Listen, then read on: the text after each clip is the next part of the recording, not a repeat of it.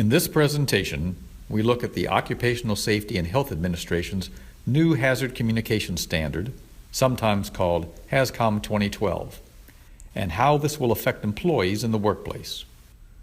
With this new regulation, OSHA is aligning its regulations with the United Nations Globally Harmonized System of Classification and Labeling of Chemicals, GHS for short. To understand Hazcom 2012, we must first look at GHS. So, why was GHS developed? It was developed to provide sound management of chemicals from a global perspective that includes a system through which chemical hazards are identified and communicated to all who are potentially exposed. All this using standard methods for determining the hazards. In short, GHS is a globally harmonized system with an international approach to chemical labels and safety data sheets.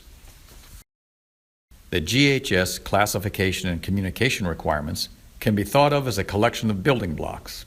It is then up to the regulatory body to determine which of these building blocks to use. When an agency regulates something that is covered in GHS, and the agency implements GHS, that coverage should be consistent. Once an endpoint and subclasses are selected as needed, the GHS classification criteria, assigned label elements, and SDS provisions should be followed as specified in the GHS.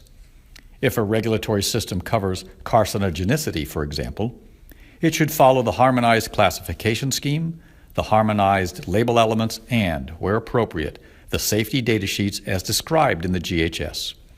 OSHA's Hazard Communication Standard has adopted these principles in its new Hazard Communication Standard. OSHA has, however, chosen not to use all of the building blocks in their regulation.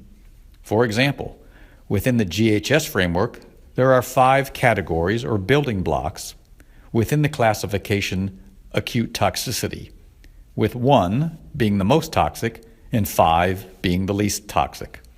OSHA has determined that they will not use Category 5 in their regulations, thus eliminating one of the building blocks that they could have used. So what exactly is Hazcom 2012? Like GHS, it is a system for standardizing the classification and labeling of chemicals. Previously, OSHA did not have a standardized method for conveying hazards associated with a chemical. This may have caused confusion with workers in that there was not a standard method for conveying the hazards. With Hazcom 2012, it defines a standard method to determine the health, physical, and environmental hazards of chemicals. Ultimately, it defines a system that communicates the hazard information, as well as the protective measures on labels and safety data sheets. So, how does National Fire Prevention Association and Hazard Material Information Systems compare, and can they still be used? Well, the NFPA and HMIS systems were used to develop standardized hazard communication information by using a numerical hazard rating system. This system incorporates the use of numbers and colors on the labels as a compliance aid for the OSHA Hazard Communication Standard. This system of numbers and colors can create confusion between the NFPA HMIS systems and Hazcom 2012. With GHS, the lower the categorization number, the higher the severity of the hazard. With the NFPA and HMIS systems, this order is reversed, with the higher number indicating the greater severity. The GHS numbers are not shown on the label, but rather pictograms are used to convey the hazards. The numbers appear in the SDS itself. It should be noted that OSHA has not prohibited the use of additional communication systems like NFPA and HMIS. Therefore, both could appear on the label or SDS if a manufacturer so desires. The new Hazcom 2012 starts with the classification of products and chemicals.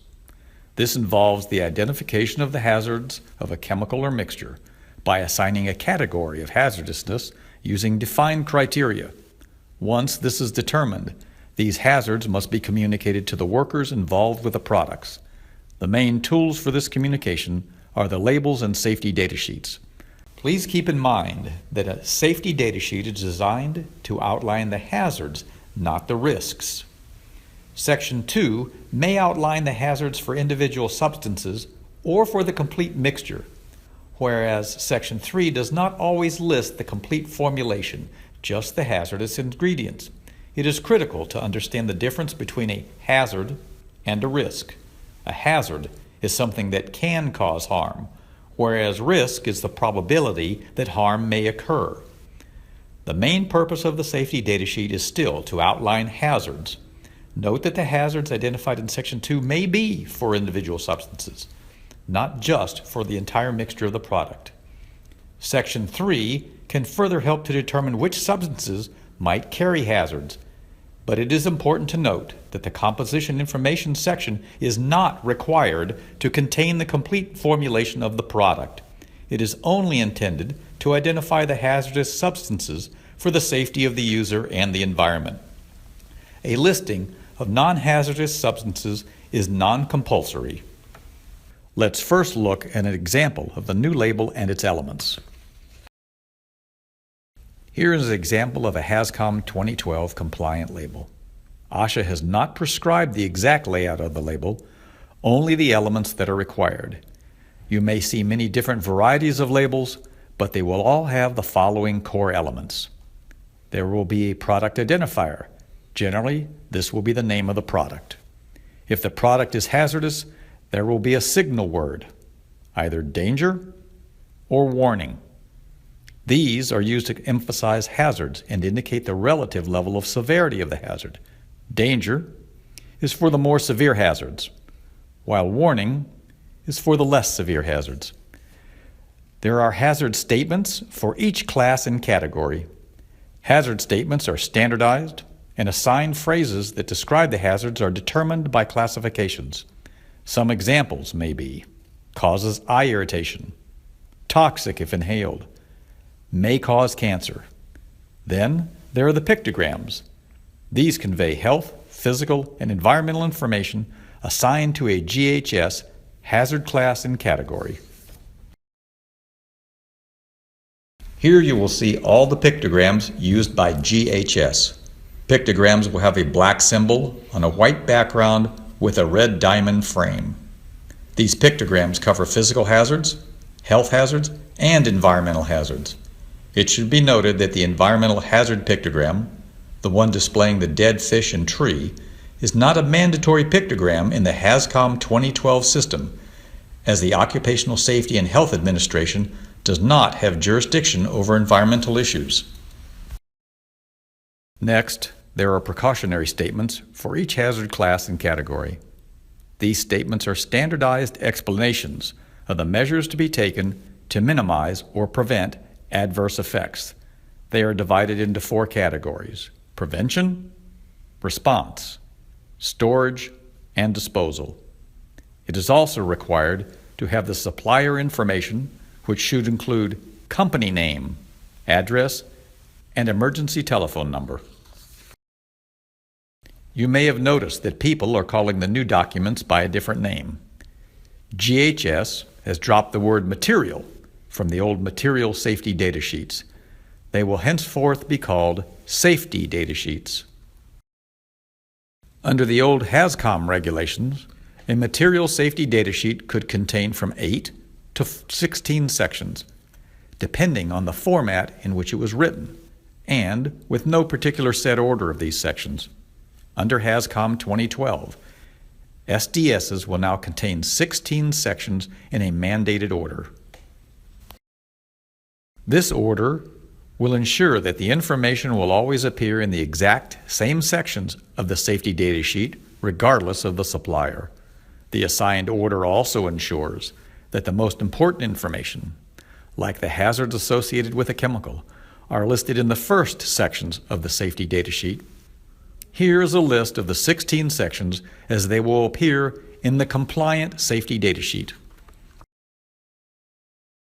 In summary, Hazcom 2012 covers several areas, including hazard classification, which provides specific criteria for the classification of health and physical hazards for chemicals and mixtures, labels that include a harmonized signal word, pictogram, and hazard statement for each hazard class and category, Precautionary statements must also be provided, and safety data sheets with the newly specified 16-section format.